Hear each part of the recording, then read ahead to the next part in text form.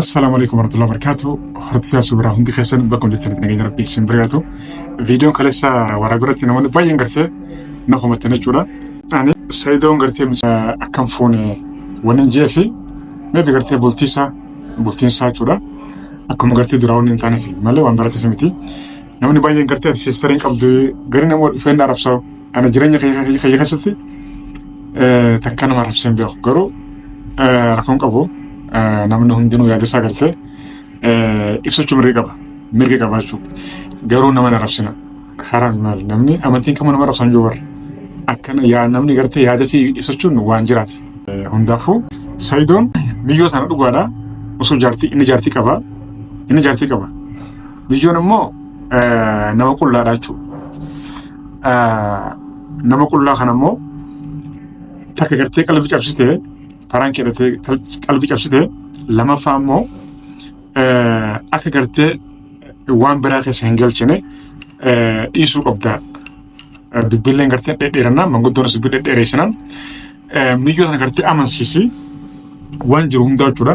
Ani akkana jaartiin qabaa jiitii waan jiru hundaa amansiisiti miyyoo sana dhiisii yaada juufiin ani viidiyoo halee waraabi malee gartee mitsiyyoon gartee akka fe'itaatu yookaan immoo gartee lubbuun sudha haa badduu osoo hin taane isii amansiisite dhiisii waan jiruudha jechuudha. Ammas taanaan ani Sayidoo gartee akka saahibaatti jechuudha akka obboleessaatti silaafuu shari'aan gartee musliimaa hanga afurii si fayyadamte jechuudha. Atummaan dandeenyaan osoo hin dandeenye immoo takkaa fuudhuun hin ta'u. Dandeenyaan immoo hanga afuritti fuudhuun shari'aan si fayyadamte jechuudha. Kanaaf Sayidoo ani takkarra lamarra sadiirra akka gartee miyyoo sana gartee akka fuudhu akka gartee saahibaatti akka obboleessaatti himan jira. Miyyoo sana gartee amansiisii akkas gartee sirraa haftu amansiisii yoo didamte immoo yoo gartee jaalattan yoo gartee atillee gartee rakkoon qabu bakka kan jettu ta'e miyyoo fuudhii miyyoolleen bareedduudha watti maashaallah bareedduudha. Ani akka gartee manguddootti jechuudha yaada jiru bal'iseen gartee waan bayyaasan waan hundi gartee meedaa gubbaatti naasuun gaarii miti. Gamtu kun immoo jaartinsa halkanii guyyaa gartee na dabalti. Eessa jira maali jirtanii kanaafin jechuudhaan waan jiru aboo miyyoo gartee dhiisii jaartii qabdaa dhiisii waan jiru dubbadha jechuu kaleessa. Saniif Sayidoo miyyoo akka fuudhu dhibbatti ani akka isin dhageessanitti ammallee dawwaletti ni muchu. Wallahi dawwalee akka fuudhutti ni yoo immoo gartee mitsiyyoo sana gartee hagartee jiramtire maatiin garuu maatiin rakkisaa jiranii yoo gartee mitsiyyoo gartee kan hin fuune ta'e yoo nan fuudhe yoo obboleessaatti ani yoo fuudhe yoo ishii sima jirtame bakka mitsiyyoo yoo gartee hin fuune maaliif nuti nageenya sidhan feenaa mitziyyoon gartee shamarachuun gartee obboleettiidha haadha waa hundaa jechuudha. Shamara gartee kunuunsuun dirqama. Nuti gartee hammeenya sidhaan fedhan hammeenya sidhaa hangan takka fedhan akkasiin gartee ani gartee Sayidoo caalaa yoon kunuunse malee isa gadiin kunuunsuu dhugatti. Sayidoo ammaan tana ani osoo isin dhageessanii dabalee fi mitziyyoon gartee fuudhuu qabda yoo hin fuune immoo isii amansiisee akkanaaf dabarsu. Anumatu yaada kanan qabaachuu maaliif kana gartee kan hin jeef isiidhaaf yaaduudha beekadhu akka isin ammas deebitee gartee ifin galaafanneef. Hundaafuu isin Sayidoo dabaleefiitiin waan inni jiru yoo inni gartee hin fuudhaa kajuu ta'e sayyoo haa fuudhu.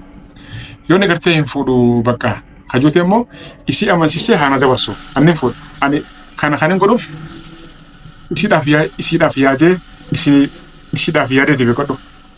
Saniif Sayidoon dawwala bahe.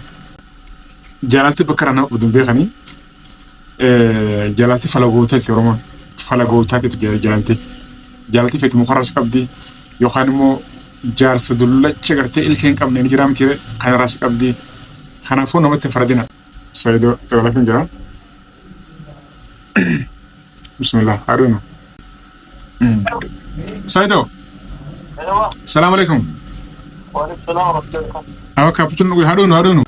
Viidiyoon kalee waraabirratti namni hedduun beekta kan arabsaa beekta ani mucayyoo hin fuudhinii wanni sin jeef ani bultii teeti yaadeeti beekta. Ani bultii teeti yaadeeti malee waan biraati miti garuu akka saahibaatti akka obboleessaatti mucayyoo sana gartee akka fuutu waan baay'ee hojjaa soona jechuudha. Miti. Ati garuu fedhiin qabdu. Maatiinis gamaa gamanas si cinqaa jiran si dararaa jiran.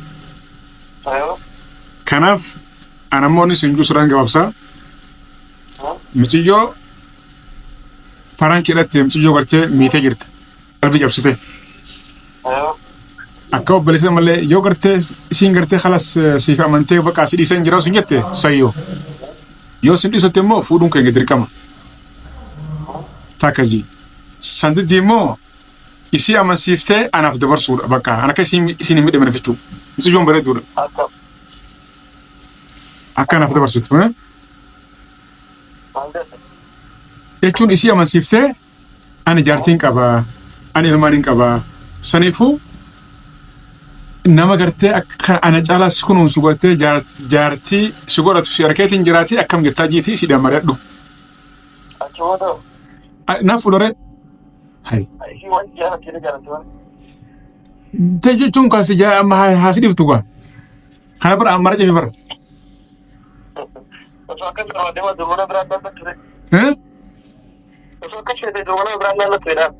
Anna biraan dhabeet na biraa guutuudha bara jechuun amma bara kana isiidhaaf yaadee siif yaadeeti baran kana kan inje hai. Yoo siin tolette ni fuudhan jechuun siidha achi beekadhu akkasii hin midhamneef. Haa inje jenu kan. Haa inje na jenu kan. Ana jena beeku bara. Na beekami. Ana jena beeku beekta ittuma himiituma. Isi amansiisi yoo isiin bakka yeette immoo sanboota wal noqonamsiisi bilbila islaan ni beetimi dawwala fijiin.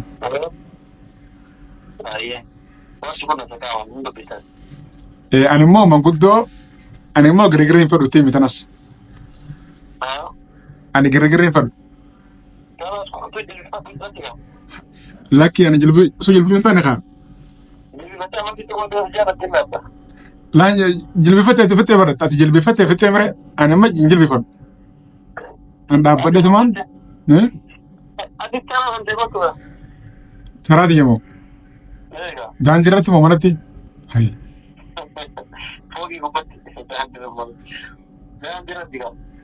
Lakki ammas booda atuu booda tanteetu hammatti adeeroo dhiisima. Amma dhugaan bana baran. Wanni jiru kanaati maal jettame? Ati yaada kan nime yaada kan kee. Anuma.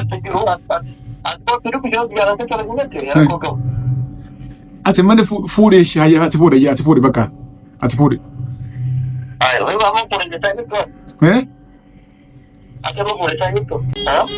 Ani amaraacha sadiin sii khaybar.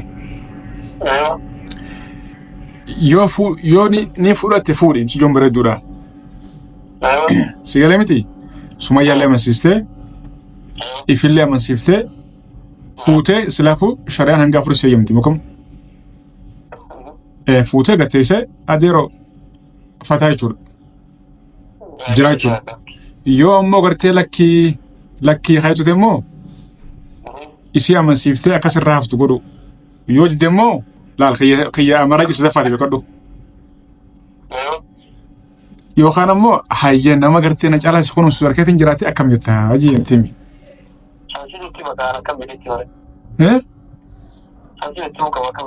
Siiti maree ani akkasii gubbaan seenaan ati obboleessi isaa wayyaa miti. Ati ittiin dura jalqaba waa'een asiin jee kana dura adda guuti laa guuti. Awaan rabbishin gaa jiroo. Maalin qosu jira jiroo dhugan banaayi. Saniifuu waan jiru kana itti miti yookaan fuudhanii yoo fuutellee baay'ee na tola dhugatti ishee yoo fuute na tola mijijoollee mijijoo gandaati bareedduudha si bannaati bareedduudha si kun saniifuu fuudhi maal argate? Okay, ayyee bakka baay'ee. Ana ammallee yaadni kiyya kana jechuudha. Ani yaada kiyya ifa godhatti himatii jira. Ani Saayidoonin hin jaalladha obboleessa keessaa bakkeessi. Amma raachi akkasii dhageessanitti jechuudha. Waa sadii natti hima jechuudha dhageessan kunoo. Ani Saayidoo yoo fuudhee baay'ee natti tola. Ittiin gammada. Baay'ee natti gammada jechuudha. Garuu yoo didamte hoo amma raachi sadii dhageessan jechuudha. Kanaaf nutti mufatinaadha. Adaamaa biraan deemallee jee biiziin ta'e naaf hin mijanne. Inshallah gaafa dhaqee immoo qaamaanuu waan jiru hunda waanis akka takka isin biraan hin gaachuudha. Galatuma ulfaadhaadha. Video like share godha. I love you guys. Thank you. Assalamu alaikum.